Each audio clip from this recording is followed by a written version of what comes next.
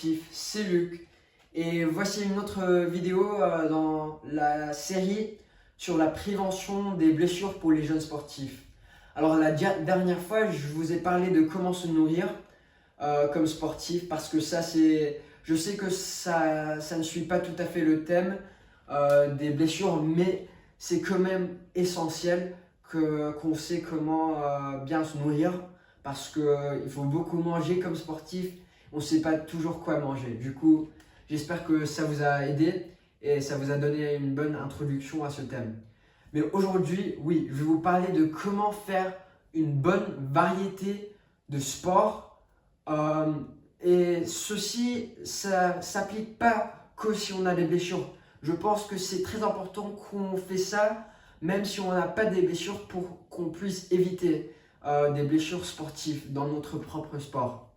Moi, quand j'avais une blessure de ménisque, ça m'a beaucoup aidé de faire de la natation, aussi que mon sport, le hockey sur gazon, parce que ça m'a aidé à développer mes muscles dans mes épaules, dans mon dos et dans mes jambes, pour que j'ai moins de pression sur les genoux. Et ça m'a beaucoup aidé à guérir d'une façon plus rapide. Oui, je pense que c'est essentiel si on a une blessure, mais je le conseille quand même beaucoup si on est sportif et on veut éviter des blessures. En fait, j'ai fait un entretien avec une jeune sportive, elle a 20 ans, et elle, dans son adolescence, elle faisait beaucoup de ski sur gazon. Elle a beaucoup souffert avec des blessures de genoux. Elle m'a dit que ça, c'est essentiel, on fait une bonne variété de sports. En anglais, ça s'appelle du cross-training.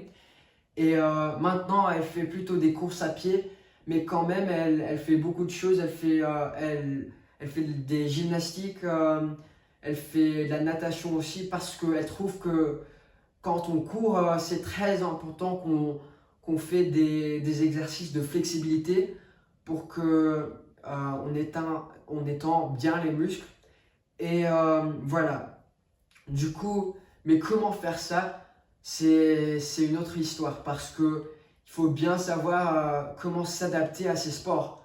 Et on ne veut pas qu'on commence ces sports intenses immédiatement, complètement 100%. Du coup, moi j'ai fait une demi-heure de natation par semaine, aussi que mon hockey sur gazon. Et j'ai trouvé que ça, c'était très très bien. Et puis j'en ai fait de plus en plus. Euh, Après un mois, je faisais 2 heures par semaine.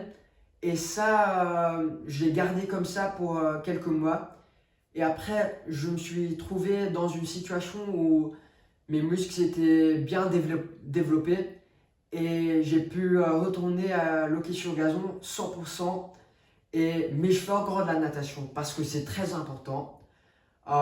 Mais je fais pas 2 heures par semaine parce que quand même, je sais, comme jeune sportif, euh, on n'a pas beaucoup de temps à faire des autres sports. Du coup, je fais une demi-heure par semaine et ça, c'est parfait. Je pense que si on fait des sports où on court beaucoup, voilà, je l'ai dit, c'est bien de faire des sports où ça s'appuie plutôt sur la flexibilité que le cardio. Euh, Parce que oui, on ne veut pas user les muscles. Si on est jeune, c'est important qu'on sache ça. Du coup, oui, je sais on n'a pas beaucoup de temps comme jeune sportif, mais il faut trouver du temps pour faire ça. Parce que je ne peux pas le conseiller plus. C'est très, très, très important. Et je sais que comme jeune, on a tous des corps différents. Je l'ai dit dans la dernière vidéo, mais tous mes conseils ici, ça s'applique pour moi et je pense que ça va s'appliquer à peu près pour vous aussi. Mais si vous voulez des conseils plus spécifiques, parlez à quelqu'un de professionnel parce que eux, ils vont vous donner plutôt, oui, des conseils qui sont plus spécifiques à vos corps et qui vont vous aider plus. Mais voilà, je voulais juste vous donner une introduction à ça parce que c'est très, très, très important. Et alors oui, euh, je vais juste vous dire encore, faire à peu près 10% de vos capacités pour commencer quand on fait des autres sports. Alors oui, la natation, moi j'ai pas fait d'un niveau intense, hein. J'ai fait 10% de ma capacité quand j'ai commencé.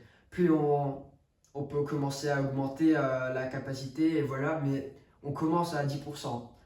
Et puis aussi, oui, faire pas que utiliser les muscles qu'on utilise pour notre propre sport, mais faire des exercices qu'on ne ferait pas dans notre sport. Alors oui, j'espère que cette vidéo vous a aidé à comprendre cette idée de faire une bonne variété de sports. Euh, et j'espère que vous pouviez mettre ça dans votre voyage sportif et appliquer ça dans votre propre sport.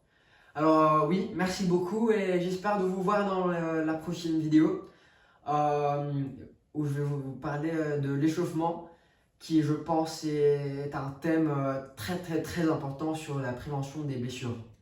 D'accord, merci et au revoir.